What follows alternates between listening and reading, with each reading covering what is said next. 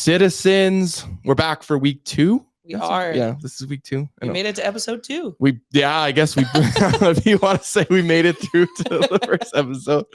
No, it was good. I really enjoyed it. I had tons of friends that reached out, tons of family that reached out. Everybody within the nation was super happy with episode 1 of Citizens. So they greenlit us. We got through the pilot and we're back for episode number 2, Citizens. This is Mark Printzy is what I'm known as, I guess. No, we talked about that in episode 1. No one called my first name, so it's just Printzy.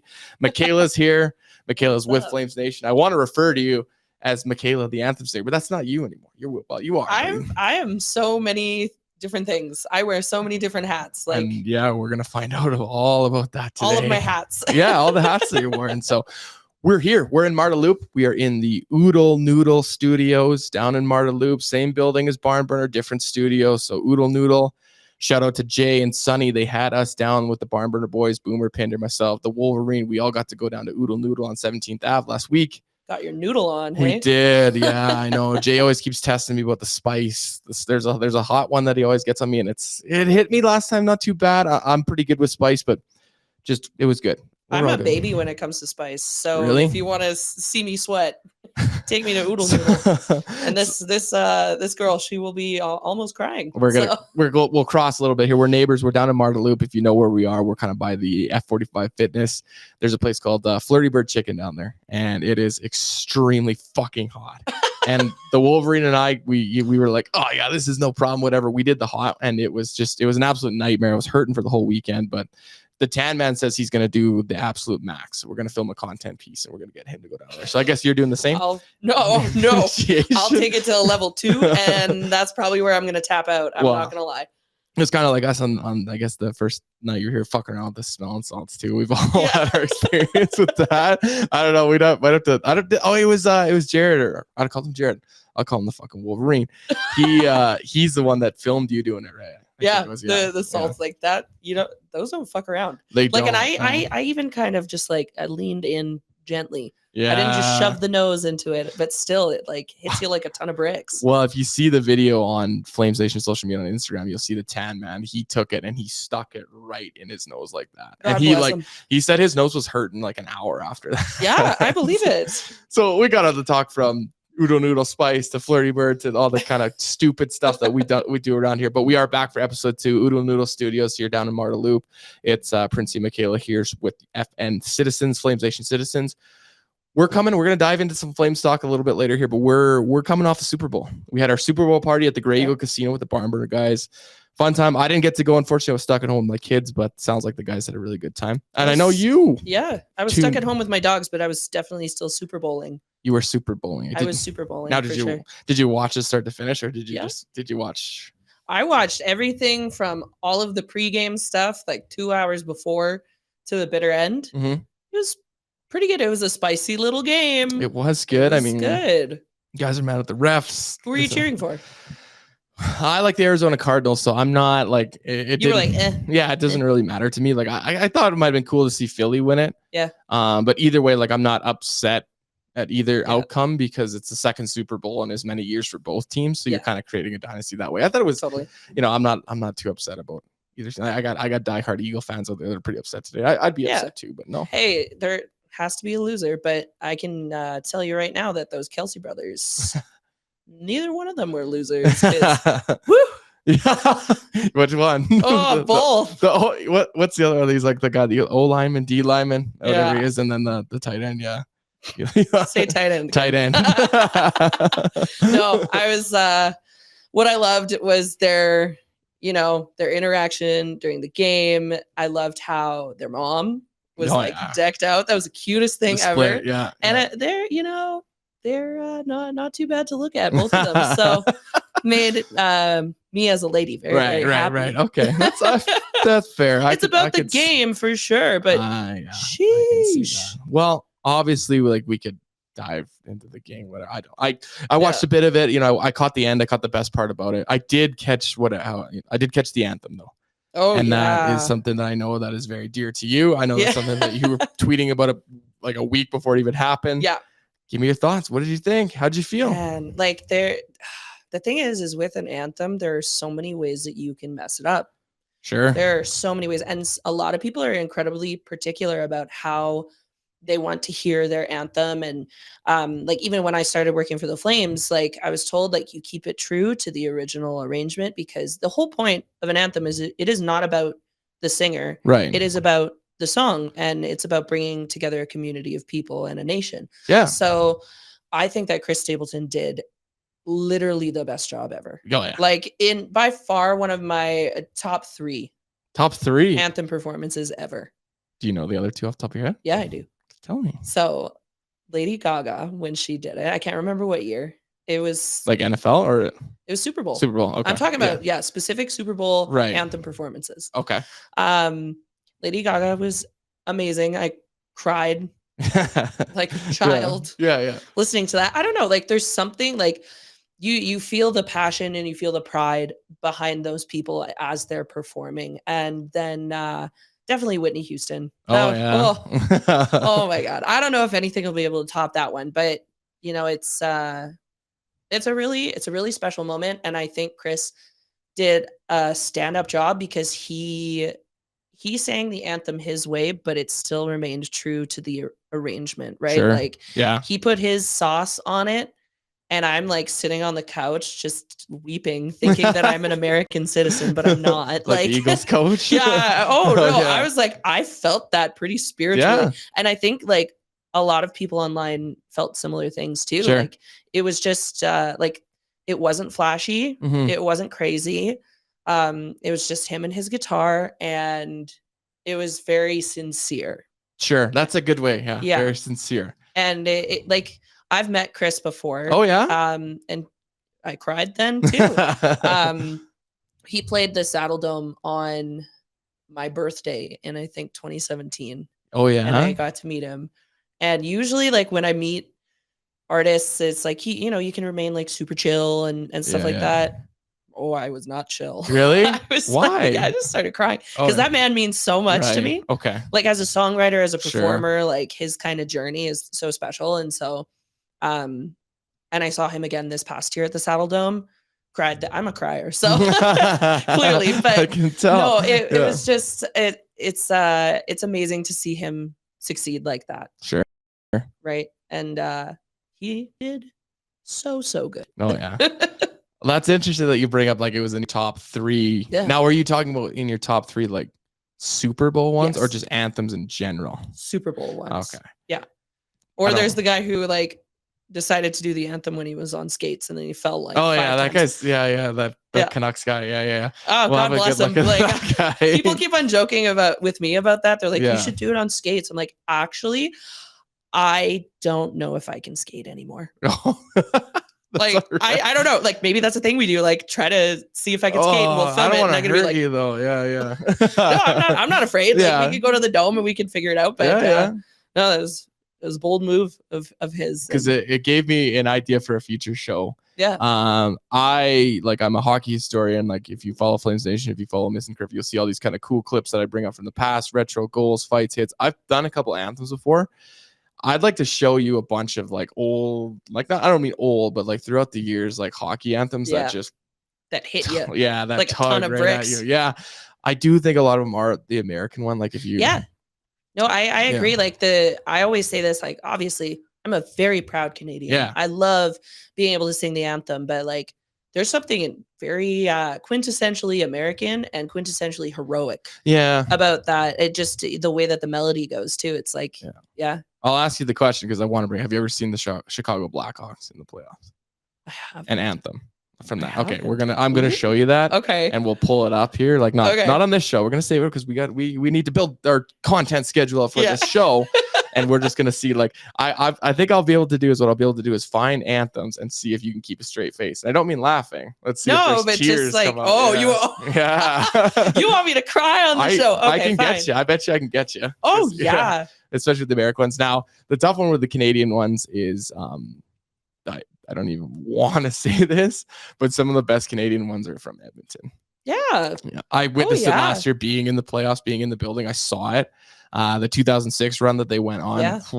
That's when they get the crowd to sing that kind of stuff. So even the Leafs. Yeah. The Leafs. I can't quite remember her name. I think is it Maria?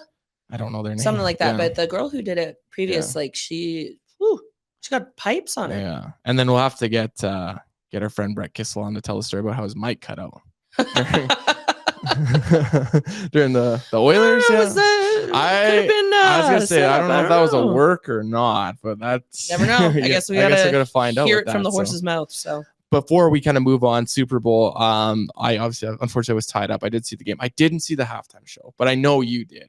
Shame on you. I know. And I even thought of that too last night too. I was like, there's no way, because I got 2 little kids at home. Like, there's no way I can just throw it on. Like, I was just attacked by kids.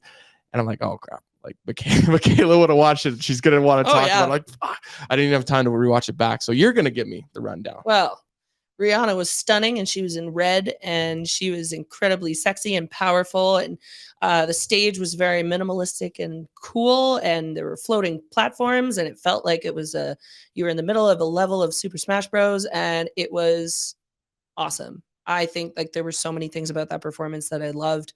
There's been a lot of debate on whether Rihanna should have brought out a guest and had that like surprise and wow factor to her thing. But I think that there's something very powerful about a woman standing in her own artistry and taking that time to really embrace it for herself. Yeah. And it was a tribute to her catalog that, is extensive and incredible. So she also revealed that she is pregnant with her second child, which I thought was badass. Like who the fuck performs on Super Bowl? I heard while you're cooking a kid. Like no, like she it was very cool. And but for me, like as a woman, I'm like, fuck yeah, like this is great. This is great. As an artist, does it go down in one of my legendary Super Bowl halftime performances? No. Okay. Because this is nothing against her, because nobody knows what it's like to have to put something like that together while you are dealing with, she's a business owner. She has a makeup brand. She has a lingerie brand. She is an artist herself. And she probably, I'm going to assume, found out that she was pregnant after signing on for that performance. Yeah. So her in advance, scope of what the performance was going to look like probably, dare I say, went from way out here to we had to fit with what her body was capable of, and she still killed it. So that's good. Awesome. I've heard good things. Yeah, I probably watch the show. I know. I know. I probably should. I got to do my homework. I understand that, but I heard good things. I heard the same thing too. Like it was good, but it's not like not something that you're gonna. What's your favorite halftime show performance at the Super Bowl? I'm trying to think, like, or like a couple that stand out, I'm trying to think, and I'm gonna get absolutely ripped on for this, like I always do, for just existing. But I have way more memorable Grey Cup halftime shows. Yeah, like we're gonna dive into this. Like I like the CFL more than I like the NFL. Whoa! So to ask me like to look back and remember, like the one last year, like with all the legends, that's the one that sticks out to me the most, I guess. But like. Not even Prince performing Purple Rain in the rain. Yeah. That doesn't just happen every day. I know it doesn't. Like, and again, this just reveals my secret that I'm more of a CFL fan. Like the CFL resonates way more than the NFL does to me. Like I remember like Keith Urban. I got stories about him. I know. I think I know what you're talking about. We'll save that one again. But maybe later in the show. I have a story about Grey Cup with Keith Urban too. Oh yeah? Yeah. Well, tell me. Yeah, well, I was on my way back from Nashville, and I was on the plane, and it was maybe the night before. Yeah, it was the night before Grey Cup. And as I was walking onto the plane, I recognized a couple people up in first class because, you know, they don't travel any other way. And I was like, I'm pretty sure that's Keith's band. Yeah. So I get off the plane. We're in Calgary. I walk up to the guys, and I'm like, hey, you're with Keith's camp, right? And they're like, yeah. I'm like, I don't know if you remember me, but I'm the girl that sang with you guys back in 2018 at the Dome stage, here. They were like, oh my God, we totally remember that. That was so amazing. And it's very cool how like strangely connected things get, like whether it's music, sports, like it all just like rolls into one. And then my sister, actually, she was she was still in high school and she had to do some like volunteer hours. Oh yeah. And they got a bunch of the kids to help out with security for the Grey Cup. Yeah. And my sister's on the field. And so Really? she's just hanging, like watching the show. And, you know, because she got pulled up on stage with me like back in 2018 too. So it was just, okay. Yeah, it was really cool how that all unfolded. That is cool. Yeah. And Keith Urban is coming back to Calgary in August for Country Thunder. Oh, okay. So I'm like, if I like manifest hard enough, who knows? Who knows? I mean, put it out there. See what happens. Yeah. No. That's cool. And I you know, maybe later in the show, because we're gonna dive into your history and your past and all that kind of stuff. Maybe we'll get more into the Keith Urban stuff. But I know what you're talking about when you're up on stage with him. Like that's I do want to hear. People think that was a setup. It was not. No, you were not expecting that at all. No. It's just kind of cool how that stuff kind of happens, right? Yeah. No, it's I still get recognized from that specific event like fairly regularly, and I keep telling myself every year like I gotta stop talking about this, like it's fucking old, you know, like people don't care. No, but like still like dare I say on a monthly basis somebody will be like, are you that girl? I'll be like, yeah. And that was years ago too, right? Yeah, 2018. Okay. And that was like right around the time that I started with the Flames too. Right. Okay. Yeah. Well, let's get into that. But what we want to do is what we put out on the last episode. We had an idea that literally we did not even plan. No. And it just happened on the first episode. Sprung that on you. I was like, Wolverine's like, you gotta run with that. This is gonna be good. I got the smoke all over this. So Saddledome Stories. Oh man. Yeah. So we kind of put it out there a little bit on social media. Yeah. And got more than I was expecting. Like I thought we'd get one or two, but I think we could get way more though. I think and that's what I kind of told you at the start of the show, like before we went on air. I was like, we got some good ones, but now that people understand that this is going to be a thing, people are actually going to start unloading the good stuff. Right? We could even like set up something where you can submit your stories anonymously. Yeah. So that there's no repercussions. Oh yeah. Right. Like then we could get into it. There is features too where you can set up like a internet call-in thing too, where they can leave you a voice message too. A voice. It's risky because there'll be a lot of people being like, "Fuck you, FlamesNation," but I don't really care. Then we just don't air those. Sorry. Yeah. So because it might be better because like I think a lot of people. There was one guy that I think he put out 5 tweets just to try to get his story out there. Yeah. So if we have a better option where you can either send an email or you can actually voice it to us, I think that might be a little bit cooler. But we have some tweets because you put it out there on your social channel, and that's what we're going to continue to do for now until we get all this figured out. Either on FlamesNation, myself, or yours. We'll just put it out there, you know, on the weekend because we record on Monday or Tuesdays. Today's Monday. The show will drop on Tuesday, and we'll kind of give it enough lead time where we can collect some stories and get some people to share us. We'll have tons of guys and girls that'll come into the studio and tell us their Saddledome stories too. Like I got stuff too, and I know you. Yeah, I got some. You got some too, but it's just interesting to hear. We got all kinds. Like we got guys that were talking about stuff from the 80s, the 90s, 2000 guys that were talking about stuff, you know, when they were 5 years old. Yeah. There's tons of cool stuff. So if you got any that you want to pull up. Well, even people talking about 2022, like. Yeah, that's memorable. Oh, yeah. It's always going to be memorable. This one says, the day I became a Flames fan, I was lucky enough to be chosen as the Flames junior organist one year, meeting Willie Jewson, may he rest in peace, and taking in my first ever game and playing some tunes on the keys will always be in my mind. Funny enough, I think you sang at that game too. Really? Oh, that's so nice. Junior organist. They still do that, or did they? I think they maybe do stuff like that on Family Day, right? And that's coming up. And the more these like afternoon games. That's so special though. And then we also had somebody also bring up the streaker. More people than I thought brought that up. Like, is that their most memorable thing? That the amount of people were at that game. I don't know. Like I said, not that I want to see it, but I looked for footage for it. I can't find anything. Like if anybody sees it online, please send it to me because like I want to see it. Like I can just see the pictures and I do remember it. Yeah. I know, even though I was only 10 or 11 at the time. This guy says he was at the game and the guy decided to take off his take off his clothes and jump on the ice. Unfortunately, his scrotum got caught at the top of the glass and he came down hard on the ice. That was pretty memorable. He heard he missed his flight home. And then somebody said that he like waved at everybody and like when he was being carted off on a stretcher. Yeah. Poor guy. He created an iconic memory for Flame. It's 2023 and this is our second episode and it's now the second time that we've brought it up. He's a legend, apparently. I don't know his name. I'd have to look it up. Somebody find him. Yeah. If we get him on I need to know if the scrotum is okay.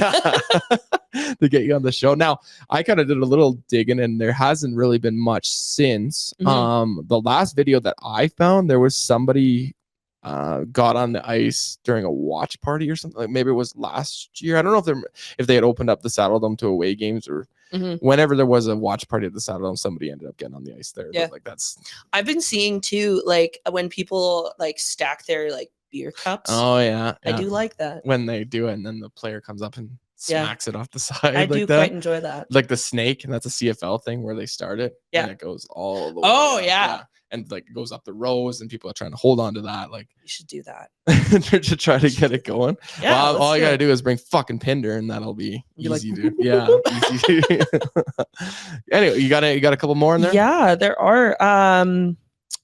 Was it the same guy? Yeah, the same guy says he was also at one of the Stanley Cup final games in '89. Yeah. And what's cool is he posted a little photo of this beautiful artwork that he has and the ticket stub, and the ticket stub was $27 for a Stanley Cup final. Yeah, and that's almost in '89 though. 30, yeah, just about 30, right? 30, yeah. But I was talking to my dad about this too, and he said that he was supposed to go to one of the games, and even back then they were trying to like really price gouge those tickets. Yeah, like $5,000.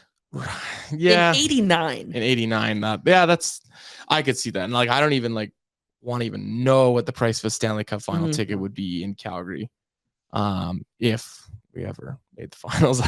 Don't talk like that. Well, we're worried about playoffs, not about finals. But what would a ticket cost in 2023 if the Calgary Flames made the Stanley Cup final? I think it'd be insane. But I know people would pay it. Say like somebody like I want to say like $50K. Yeah. $50K, maybe even higher. I don't know. For lower, like I can't see them price gouging the press levels that much. Not in press level, not in the 200s, but like even the 200s. Yeah, for a good. It also depends on like maybe it depends on who they're playing as well too. Yeah. Like, imagine if it's the Oilers. Whoa. Well, you get that. Yeah, you get the West final against Edmonton, and then you beat them, and you go on and say you play Sidney Crosby and the Pittsburgh Penguins. Like that's you're paying a lot, but people will pay it.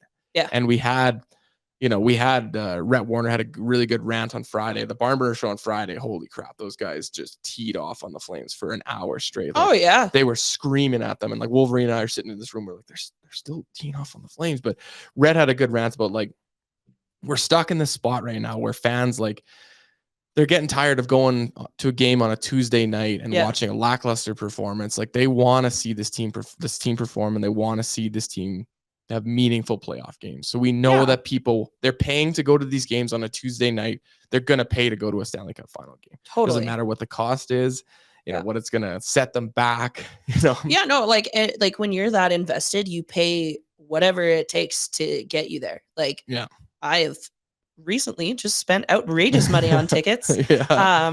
But you know, if you love it that much and you know, it's good hockey, it's good entertainment. Sure.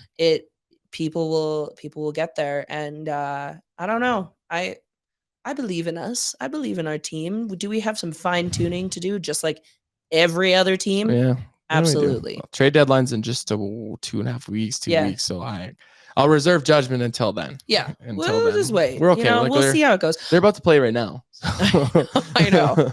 Okay, so there's one more story. Yeah. This guy says, I remember as a kid in around 2005, I was either in the 4th grade or the 5th grade, being at a game where they tied the Canucks, sending it into overtime. Unfortunately, Vancouver won. Boo. Yeah. Seconds later, I once again turned back towards the ice just in time to see a large cup of Coca-Cola come sailing out of the stands, making a much bigger splat on the ice than the coffee that was thrown before did. I sure feel for those who had to clean it up. Felt bad for the people that had to clean it up. Oh, and that sounds like it's coming from so if he's saying 2005, we didn't play Vancouver in the playoffs, that's a regular season game. Like that's how mad people are getting at a regular season game. I mean, that's the following year that we finished the 04 season, which is the Stanley Cup final season. So I can see that. I kind of have a similar one too about that. I would have been maybe 15 at the time. So we played the Anaheim Ducks in round number 1. So it's about 06. And I think it was game 1. And if I'm wrong, I will get corrected. But overtime game, Calgary Flame, tough guy, legend, Darren McCarty scores in overtime. So this isn't an Aginla. This isn't a regular guy that scores in overtime. This is a guy that gets under 5 goals a year. And he scores the game winner in overtime. And I'm sitting kind of up in the second deck with my uncle. And guys just start launching beers from the press level into the second level. So it's just raining beers. Like just beers everywhere. Sure enough, 15-year-old me just takes one right in the back of the head. Right to the dome. Right in the back of the head. Beer spilling everywhere. No one was upset though, because we just won in overtime. Like, so that's something that Did you turn around and you were like, no, I was just so stunned because it's kind of like you're ducking for cover because there's beers flying. You know that they're coming from the press level. So guys are launching them and they're just like going down. Just got smoked in the head with one of them, covered in beer. But at the end of the day, we just won the game. So it's something it's kind of like that too. Like, I don't know if you've ever been to a teddy bear toss game before. I haven't. No, I've seen it. And like, I know everybody who works those games, but like, that does seem like a lot of fun. It is a lot of fun, but it's also like depending on where you are. You get beat in the back of the head. Yeah, duck and cover because they just start flying everywhere. Well, then I think about it. It's like, okay, what is the thickness of this bear? How firm is this bear that is being launched at people's heads? And sometimes people bring more than one. They'll put 5 into a bag. So you got a bag coming. Yeah. Oh yeah. And it's just like, like you're flying. And like, it's the coolest thing ever. And it already happened. So we'll have to go next year and do that. But totally. Saddledome Stories were good. Like I was not expecting to get that many. We didn't get through them all. But keep it up. This is what we're going to continue to do every single week. And we want to get, there's like no limits. Obviously, if it's fucking ridiculous and we can't put it on air, we're not going to put it on air, but we're not limiting anything. But, try and test the limits. Test the limits. If you want to put it in anonymous and you did something stupid, like I remember when they banned smoking from the Saddledome. And, and like it was like I think there was a UFC from the building or from like the outside, because they now like like more. I don't know what it is, and I don't smoke, so I couldn't tell you. But I just remember when they banned, like, I don't know if it was the more accessible smoke pits. Yeah, like you can't exit the dome and come back that's in. Exactly what it was. Yeah. So I think the first, I was like, how fucking old are you? Like my first Flames game was in 1996. So I was 1. There you go. Trust me, aside from you, I'm the youngest one on the FlamesNation roster. So yeah, that makes you feel that way. But I remember it was a UFC was the first event that they had after they banned the whatever you want to call it, smoking at the Saddledome, and guys were lighting up darts in the bathroom. Like, really? Oh yeah. Like, you can't like go a whole event without smoking a fucking cigarette. I know, like, and I don't necessarily have like an addictive personality, so I don't know what that's like to like need it. No. Like, it's even with me and booze, like I don't need it. No, it's fun, but like cool. But I remember a couple of my friends were like really shook up about it. Like, I can't go for a smoke during intermission. Like, I know that's messed. And I'm like, I think it was the exact same time that we got legalized too. So that made people even more mad. Yeah. So I mean, I don't even know how we got on topic of fucking cigarettes at the Saddledome. Get all over the place on this thing. So it was it came from Saddledome Stories. Like, because that would be a Saddledome story about, I went to Saddledome, I saw a guy light up a cigarette at the bath, like just crazy stuff like that. Like, well, people like, people vape now too, and it's like it's easier to get away with, I guess. Yeah. And this could like Saddledome Stories, it can be anything. Like, it could be a Hitman game, Roughneck game, it could be a concert. Just like the building building in general. Well, there was one that was submitted that was wasn't game related, but it was from my buddy, and I'm not going to say who it is, but he said, my son, he said, it sure wasn't smoking a joint in the Flames locker room with Midland. Oh, I was like, whoa. Okay. Good. That's a time. Well, the thing is, at concerts, sometimes like, not even just Saddledome, but I look at concert videos too. Like, sometimes artists on stage will have a cigarette, or they will have a joint, or they will whatever. Yeah. And I'm like, well, I mean, nobody's stopping you. So good for you for testing fair. the limits. That's fair. I wouldn't, but I've seen it all the time in Saddledome. No one's gonna stop you, depending on the concert, I guess. But unless you got the security guard with the flashlight going. Yeah, I don't think it would ever matter. So, anyways, Saddledome Stories. It was awesome. Like we'll keep doing it every single week. We'll put it out there. Please send us your Saddledome Stories because it really gives us something to talk about and it shares our experiences and all that fun stuff. So, anyways, we're live. Well, no, we're not live. We're Ooodle Noodle Studios. We're here right now. Mark and Michaela. We brought you on board. Yeah. Because we identified a need. We thought you were amazing. You are amazing, but we need to know more about you. And what the hell what do you want to know, Printzy? What do you want to know? Well, I know of you, but we need to get to know each other a little bit more. And the fans need to get to know you more than just, oh, she's just the anthem singer, right? You're way more than the anthem singer for the Calgary Flames. Like, what do you do right now? Like, what do I do right now? How many hats do you wear right now? I wear tons. So recently I celebrated my 1-year anniversary of working as the digital content producer at the Calgary Humane Society. So if you see TikToks of dogs coming from there, it's that's me and I love it. It's so much fun. I also obviously sing the anthem for the Flames, and part-time for the Flames, full-time for the Wranglers. Cool. And then I am a full-time, well, pretty much also full-time hours working as a country artist. Right. So I release my own music. Yeah. I perform shows all around, like Stampede last year. I played 31 shows in 10 days. Good God. Like, ask any musician during Stampede. Like, that is the busiest time of the year. They are white knuckling it the whole time. Sure. And they're barely hanging on. But like when final Sunday comes, we all usually let loose at Nashville North, and it is so fun. It's so good, right? Yeah. Now, are you doing like Stampede gigs? Are you doing them in one spot, like just on the grounds, Cowboys, Nashville, or are you all over the place? I'm all over the place. Right. So whether it's me solo acoustic with my guitar in a pub, or it's the Nashville North stage with my band, or a corporate party, like anything and everything, like, you know, it's the money making time of the year, and it's the happiest time of the year for me too. Like, I've been a part of Stampede since I was like, it's had a special place in my heart since I was like 2. Yeah. Like my dad would, we would go to the Stampede parade every year. We'd wake up at 4 a.m. because he's like a keener and would not, like, he's like, we're going to plant our lawn chairs and we're going to sit here with our Tim Hortons and wait. Yeah. And we did. So Stampede has always been incredibly important to me, as an artist, as a human being, as a Calgarian. And, I think it'll be a big part of my life for the rest of my life. Sure. So, but yeah, like I got my start singing, at least when I was very, very young, you know, doing little talent shows here and there. It wasn't until I was about 13 or 14 that I started, going to like open mic nights. Okay. And I built like a really amazing family. It was at Riley's Cattle Barn in Okotoks. It doesn't exist anymore. Okay. But every Thursday night I would go there and I would perform, and it was just the best. And that's how you gain stage experience and play in front of people and mess up. And then from there, I was a part of the Stampede Youth Talent Search for a couple of years. Okay.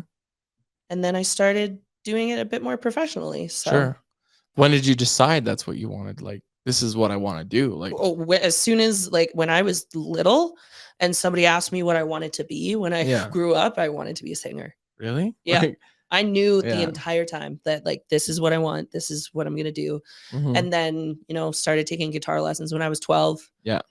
And it just kind of rolled ever since then. So. Like, what made you want to do it? Was there something that triggered it? Like something that you saw on TV?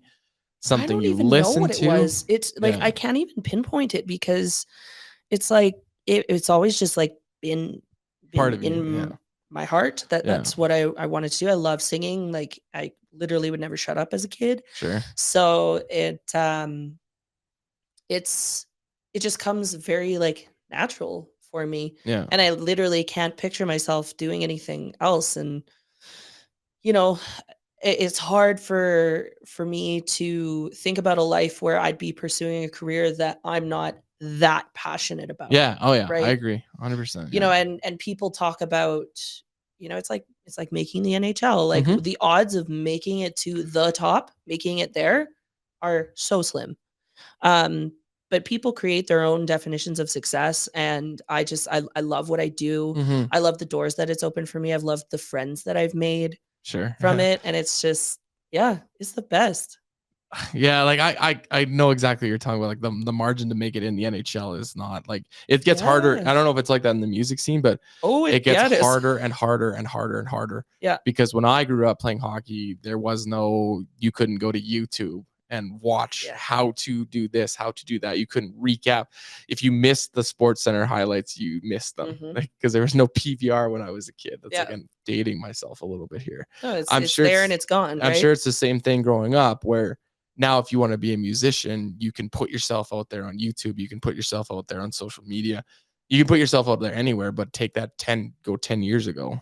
Yeah. That's not there. Like, No, and so, like, I did that when I was in junior high, put little YouTube videos out because mhm. I thought I was, me and my 100 views. I was like, "If I got 100, I'm gonna make it. I'm Yeah. gonna get noticed like Justin Bieber, and then my Yeah. life is gonna explode." Yeah. But no, I find that with the introduction of the internet, whether it's sports or music or general entertainment, things have become a lot more oversaturated. The talent is now like rising to the surface. And so it's like you really have to stand apart from everybody else. Yeah. Like there's a million people who can sing really good. Mhm. There's a million people who can score goals Yeah. and probably deserve to be in the NHL. There's a million people who deserve to play at the Grand Ole Opry. Will 98% of them ever get that chance? Yeah. No. Yeah. So, after growing up and realizing that, like, that's how slim it is, you kind of have to, like, give your head a shake and just be like, "Okay, like, how am I gonna am I gonna let this be something that I give up on and that it ruins me and I'm not one of those people chasing my dreams anymore? Right. Or do I just create my own version of success?" Yeah. That's a Right? good way to look at And, it.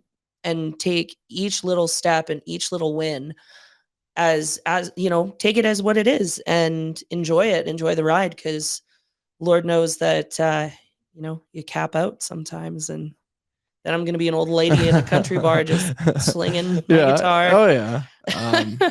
Was there ever a time where you're like, this isn't working? Like I don't. Yeah. Yeah.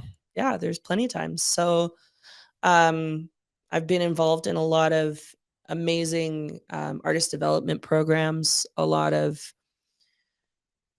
competitions with big money at the end of Yeah. it that I poured my entire heart and soul and finances into, Mhm. and then losing those things, and then, figuratively and literally being left with nothing Yeah.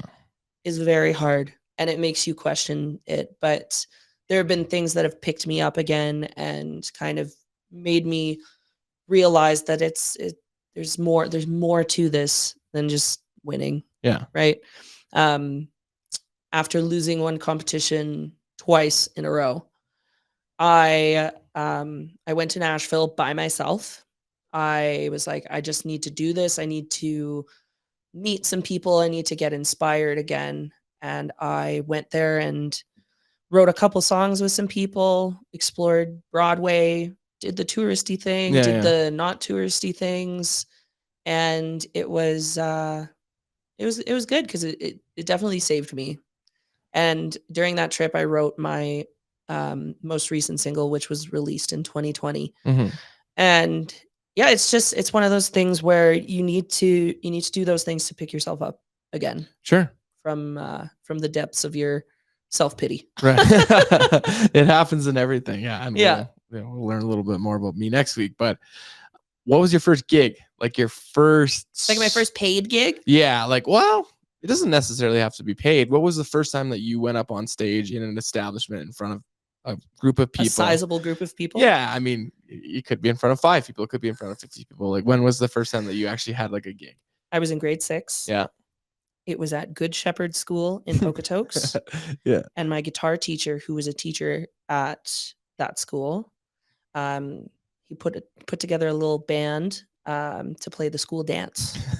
School dance. And I was in grade 6. I wore my really cute black and white camo pants that I'd been saving. I was really excited for it, and I got up there and I performed I Love Rock and Roll by Joan Jett. Joan And I Jett. still Yeah. have a video of that. Really? Yeah. Okay. So it'll be interesting to see that. yeah, it's very funny to look back at that now and think about what I pictured my life being when I was that young. Yeah. And I'm proud to say that I've been able to make a lot of really cool things happen in my music career that I never thought would be possible. So grade 6 me would be proud.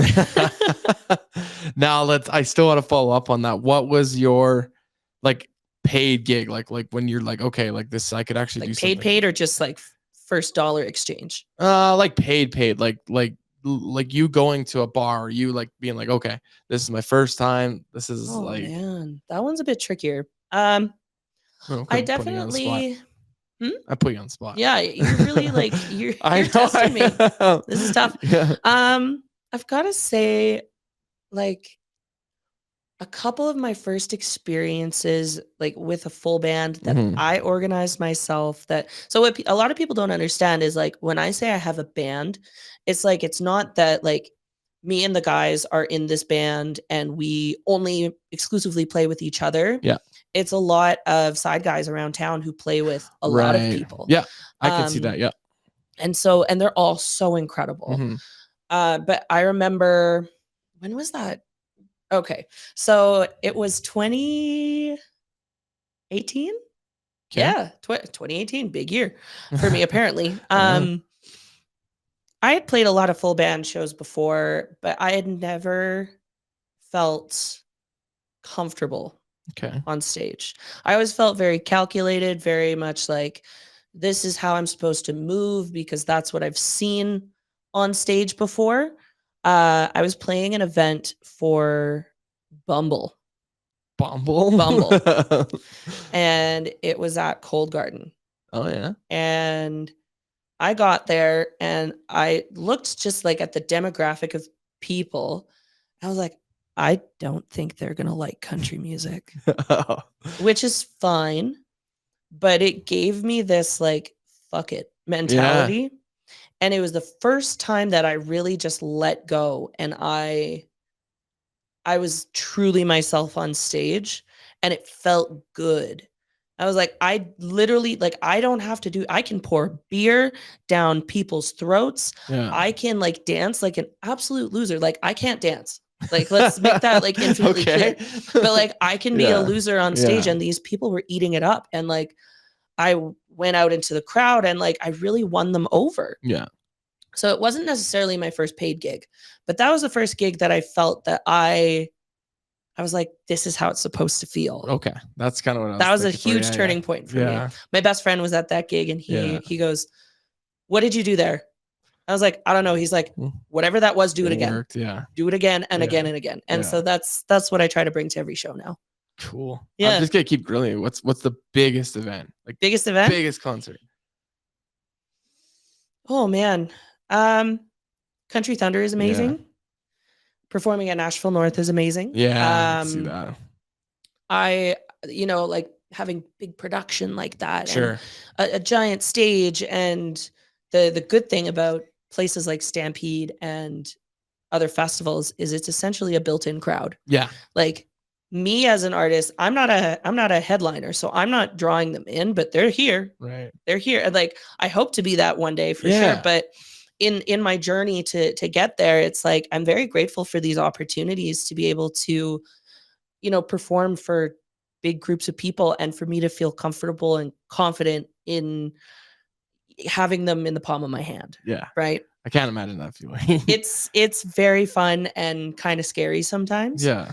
But it's, I had those similar kind of moments at Ranchman's too. Yeah, I was gonna say there was a couple night at Ranchman's. Yeah, and I working there that night, being like, whoa. Like, and you feel like a rock star. Yeah, you do, and you're like, wow, like what just happened, right? Yeah. Like, oh yeah, I got to. I'm throwing myself in there, but I got to. There's a band. I don't know if you've ever heard them. They're called Dirty Honey, and I'll introduce you to them. They're very good, very Led Zeppelin style. Nice. They're really good friends with Mr. Curfew guys, and they did some themes for us and stuff like that. And been doing this stuff for 3 years now. Never got to go to a show or anything like that. And they came to Calgary. I think they went to Commonwealth. Yeah, they went to Commonwealth. and they brought me up on stage just to, because that's kind of like Mhm. they're a California band, but they're known in Canada for being the theme of Missing Curfew, right? Yeah. So I got to go to Commonwealth, and they brought me up on stage and let me give away a guitar and stuff like that. And like And people you knew, felt like yeah, the biggest and that rock was star like ever. a sold out Commonwealth, which really isn't that much, but it just felt really Feels cool. good though. Yeah, it did. does. Yeah, And a lot of people never really like have, or maybe it's just not their personality type, but like, or they don't like being singled out like that. yeah, But I find that when you do it and then there's automatic positive feedback like yeah, that, you're like, yeah. let's fucking do that again. I Like, know. Yeah. It takes a while to get that in the podcast game, though. Oh, I know. I'll tell you that. I know. We're climbing. We're climbing. We're getting starting there. at the bottom of the Yeah. hill. So So now that we've kind of dove into the artistic side, people know you, and they're gonna know you through FlamesNation Mhm. as being the anthem singer for the Calgary Flames and now the Calgary Wranglers. So how did that happen? Well, I mean, so funny enough, my mom used to be a substitute teacher, and she worked with Heather Lascano. Oh yeah, So, yeah, she's Yeah. amazing. I And was gonna she's start to cut you off. That's Yeah. another one. I've got a playoff video of hers that I want to see if you can get through that. she's incredible. So like me just being familiar with like I maybe met her once or twice. Being familiar with who she is and what she does as my career progressed, I would always just like message her and be like, how did you do it? Mhm. Like I'd love to do that one day. And she just said, well, you got to wait until they do a call for an audition. And that's what happened. Right, because when So- they're set, they're fairly set. Like she did it for a long time. I right? think it was like 14 years. Yeah. So it like, doesn't. It's not opening up, right? No, and like George has been doing it for a long time Yeah, too, right? Like I am only the part-time girl. Right. So Yeah. but yeah, no, they did an open call online for people to submit an audition tape to be the fill-in for George. Right. I think they took there was maybe 200-300 submissions, whittled it down to 15 of us. 300. I guess people coming all over the place. Yeah. Not just Calgary. Right? Totally. Yeah. Whittled it down to around 15 of us. We all did a live audition at the Saddledome, which was terrifying. Yeah. I can Like, see that. Yeah. Because what they did is they had all of us go, like they set it up like an actual game. They put the carpet out, they dropped the lights, they had the cameraman stand right in front of you, your face is on the Jumbotron, and then you have my boss now, Steve, sitting there with his boss, Jordy, and George Canyon sitting in the 100 section to my right. And they were like, okay, do your thing. And I'm like, okay. So, and I even said to them back then, I was like, all I ever wanted to do when I was growing up was to just sing on a microphone in the Saddledome one time. One time. Could be empty. And it was empty that day. And I was so grateful. I was like, this is so cool. Like, thank you. Yeah. So it went from 15 to 3 of us. And then one day they just chucked me a jersey. So they just chucked you a jersey. They're like, they're like, you're a girl. And I was like, oh, cool. Like, that's amazing. And so now it's one of my many jobs that I do. When was that? Like how long? 20 September? Yeah. 2017. Yeah, I was gonna say it's been a while. Yeah. September 2017. And now you're doing full-time Wranglers too, Yeah. which was now did you have to go for that or did they go to you? No, so like since like I mean, I'm the girl that they call most of the time when George cannot be there. Right. And so when we were the Stockton Heat and even during COVID, they asked me to do a pre-recorded anthem for the Stockton Heat to be played at those games. Yeah. And so it kind of just made sense to transition me into the Wranglers, the Wranglers as well. Yeah. And their schedule is a little bit different than the Flames. Like they'll play back to back. Yeah. Right. Like they will. Yeah. So like this week in particular, I'm going to be at the Saddledome for 6 out of 7 days. Jeez. So if you're there, come say hi. No, it's intense and it's really fun. And people ask me still if I get nervous. I don't. I was going to ask you that. Like, do you get nervous at all? Like, does it bother you? No. The only thing, like, so, I do know that there's a decent amount of even big name artists that refuse to sing national anthems. Why? Because there's a lot of risk and there's a lot of pressure around it. Yeah. I've seen it one too many times where somebody will make just an honest mistake, or they'll forget the words, or something will happen and they get grilled so hard. Like my one friend, Jocelyn Alice, she's incredible. She sang at a Jays game and she accidentally giggled. She giggled? Because she's just a very happy, bubbly person. Yeah. She giggled during the anthem and the internet just destroyed her. And so there's a lot of people who just won't, which is totally cool. Yeah. But then, me doing it often now, it's kind of just second nature to me. I don't really see the masses of people when I stand out there. I look at one section. You only look at one section? I look at one section and it is directly across from me. Yeah. And I don't really focus on anything else. But like I don't even see the players most of the time. I'm like, I'm looking above their heads. Right. But it's just the one thing that did kind of throw me was I had to sing at a game the day after they changed the lyrics. Right. So me singing a song that I've known my entire life, now being like, okay, this is NHL standard now. I can't mess this up. It's not your choice. Right? Yeah.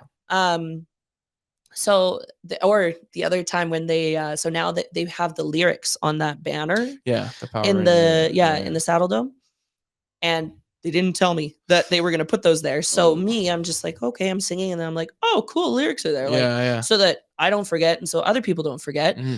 But there was the lyrics weren't keeping up with what I was singing at the time, so I was reading them and then second guessing what was going on in my head. And I was like, wait, whoa, like I can't, like, we're not looking at those anymore. So, I mean, I'm used to it now, but it's a fun gig. Yeah. These things are just popping into my head now. How cool is it? Like, because I probably know the answer, but I'm just confirming it. Mm-hmm. You do both. Like you do the American and the Canadians. How cool in the Saddledome when it's packed, or it's a Saturday night and it's a playoff game. Oh, say, can you see? How cool is that? It's awesome. Like there's nothing like a playoff game. And when I get to, when I'm lucky enough to sing an anthem, because the energy in that room is just insane. And so when I'm performing, I have my in-ear monitors in. So the only thing that I can hear, like there's sound blocking everything else. Right. I can only hear what's going in my mic and I can hear the organ. And so, that's it. Yeah. So that makes sense. Yeah. When I'm singing and I can hear people, like the sound of the crowd going through my mic, it's the coolest thing because it's so powerful, right? Like it's so loud that it's impacting what's going on there. So it's the best. Yeah, you haven't. You probably haven't. No, you wouldn't have experienced it yet. The coolest anthem that I probably saw aside from playoff game, there was a time when Jerome McGinley won a gold medal, 2010, and he came back and they honored him, and then they did the anthem. Yeah, that was probably one of the coolest things. Yeah, like there's I know that there's a lot of time and a lot of work that goes into that pregame stuff, and I've been lucky enough to be a part of some home opener things that have been really cool. Yeah. It's very interesting to see the inner workings of what goes on to actually make these games happen, and then how all that work impacts how the crowd feels. Yeah. Right. 100%. So it's quite the process, and I hope to like dive deeper into that onto the show in the future too. Oh yeah, we're not gonna just like take all of the anthem stories away. I will put you on the spot one last time. Okay. Because I do want to know what's the biggest holy shit moment doing the anthem, whether it's a game, playoffs, home opener, first time that you did it. What's the biggest game that kind of sticks out in your head? Oh my gosh. And see, I'm not as smart as a whip with you as you are with some of the my hockey games. knowledge. I know. I'm like, I'm not looking for that. No, I need to remember what game it was. It wasn't not last year. Not last year's playoffs, but the playoffs before. What year was that? It would have been 2019. Yeah, 2019. Yeah, we're playoffs Colorado. in 2019. Yeah. Mm-hmm. What game? Well, we got 3 games in the playoffs. I think it might have been the last one. Okay. I think it was the last one. Yeah. And that was the first time that I felt that energy, and I have photos from that game and me coming off the ice. You could just see my face is like beaming and I'm shaking. Yeah. I'm like, that is the coolest fucking thing ever to be a part of something so big like that. Well, I was gonna ask, like, what's the like, I don't know if fallout's the right word, but what's it like after, like, when you're walking off the ice? It's great. Like, we've got the whole production crew there, game presentation people there, and you know, they're all so incredibly supportive. But typically I'll just, you know, I'll come off the ice, I will take out my monitors, give the mic and the pack back to my people, and then I get to watch a game, and it's just it's so great. Like, I feel very blessed and honored to get paid to sing for 3 minutes. Yeah, 3 minutes. The one thing I will say though is the Calgary Wranglers are on pace to make the playoffs. I wonder what that's gonna be like. You know, these games, like, it's been very cool to see the fan turnout for these games, right? Whether it's like the home opener was packed. Yeah. Oh yeah. It was packed and it was so fun. These midweek games definitely a little bit slower, but as the season as the season has picked up, like we're filling those seats. It's better than what they had in Stockton. It's on a knock against Stockton. It's just location. And it's a location. It's better overall for the team in general too. Just having the players that close by. I do feel it's more accessible for people like myself that have young kids. That unfortunately there's 1, maybe 2 games a year where the Flames play at 2:00, and it's a family day game. And it's always sold out and expensive. And the Wranglers, they play at Sundays at 1:00. It's easier to get your kids down there. I know that when they played Bakersfield, Edmonton's affiliate, those games were pretty hot. There was games where Shane Wright, he was with Seattle. He got sent down to their team, Coachella Valley. Those games were good too, but I just have a feeling that playoffs are going to be, they're around the same time as Calgary, like the Flames too. So if the Flames, whatever, don't make it or get bounced, people are automatically going to join that Wranglers train. And like these games, these Wrangler games are Hitman games. They're a great opportunity to bring kids. There's so many hockey teams that like come out, and there's a lot of opportunities for teams and kids in general to be involved in the game. So if you are listening and you've got kiddos that love hockey, come on down. It's a good time. You got a good crew down there. Shout out to Lyle and Megan. I'm wearing Megan's merch. Yeah, today. I saw that. Yeah, actually, I'm very proud to be wearing a. What does she do for? She's like the in-game host. She also works in radio. Yeah, she does a lot with social media and stuff too. And then she has this wonderful clothing line. So she's probably gonna want to come talk about it. Hell yeah, Megan, come on the show. So last question for about, like, we've got into your history, your past. We're gonna continue to do that. It's just gonna come organically throughout this whole process of these episodes. What more do you want to do?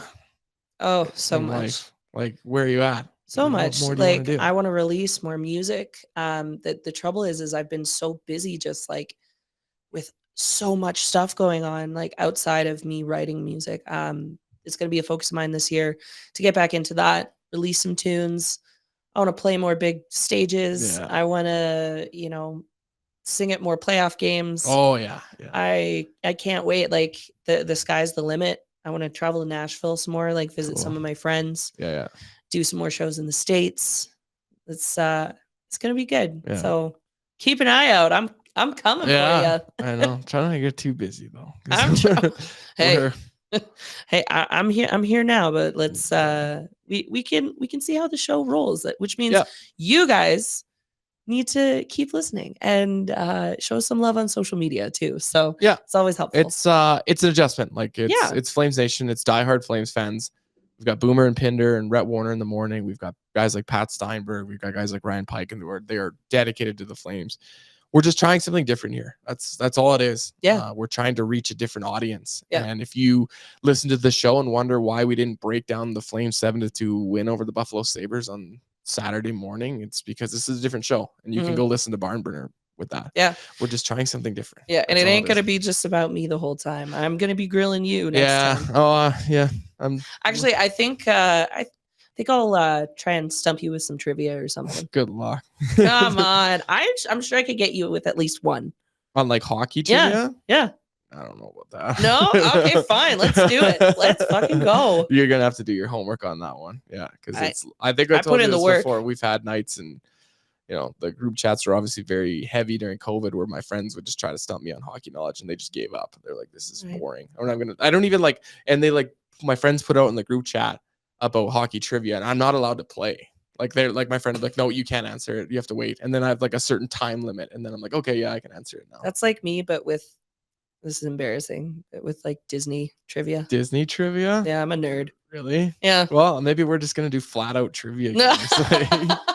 Nobody wants Disney trivia on Flames Nation. Doesn't matter what we do. It's our show. We do what we want. We can do whatever we want. But yeah, this is awesome. Flames Nation Citizens episode number 2.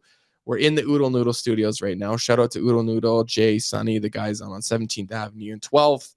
Nice little spot, just opened up right now. It's really cool that they've allowed us to do this kind of stuff. It helps us out so that we're not, nothing against guys that podcast in their basement. This is just a different feel. I've done it before where it's very hard to get a feel, and this kind of stuff, it's way better to do it in person. And we're down in Marda Loop. Unfortunately, we have a nice Flames Nation logo, but we got it ordered and then it turned into winter, and you can't install stuff in the winter time. So we're waiting. It has to be plus 15. And we've like called them up and been like, hey, it's plus 10. Like, come on, put it on. And they're like, no.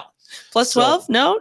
There's a Nation Network sign on the door, but there's going to be a big giant Flames Nation sign. So you'll be able to see our building. We're right by Marda Loop Brewing. Awesome place to be. Flames Nation citizens. We will be back next week.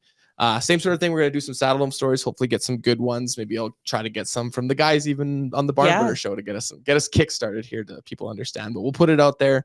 Try maybe to do a voicemail thing, whatever. We'll try it out. And then, so many things we can try. I'm very excited to see the direction of the show and how friggin' wacky it's going to be. It is. Yeah. It's going to take off, and just give it some time. Let it breathe. Let people figure out that this isn't a full on hockey show, and we'll have some fun with it. And Flames Nation Citizens episode 2. We are going to be putting this out on YouTube. It will be, the full video is out on YouTube if you want to watch it on demand. I'm getting better at that, at watching shows on YouTube, because I know the production that goes behind it. Yeah. Obviously, if I'm going to the gym or I'm driving or something like that, I will put it on as a podcast form. But if I'm sitting at home, rather than putting on like Trailer Park Boys for the 1500th time, I'll put on someone's podcast within our network to be able to watch and see it. So it will be available on YouTube, available on Apple, Spotify, all kinds of podcast platforms. You'll see our social clips out there. Yeah, that's it for episode 2. Yeah. It's gonna be fun next week. So anyways, see you guys later. We will see you guys next week. Thanks for tuning in. We appreciate it. FlamesNation.ca. There is a Flames game right now, which I have to catch up on. We should probably go, because we gotta go. People are probably wondering why they haven't posted anything on social media. It's because I'm doing a podcast. So we're here. Anyways, Flames Nation Citizens episode 2. Thank you for joining.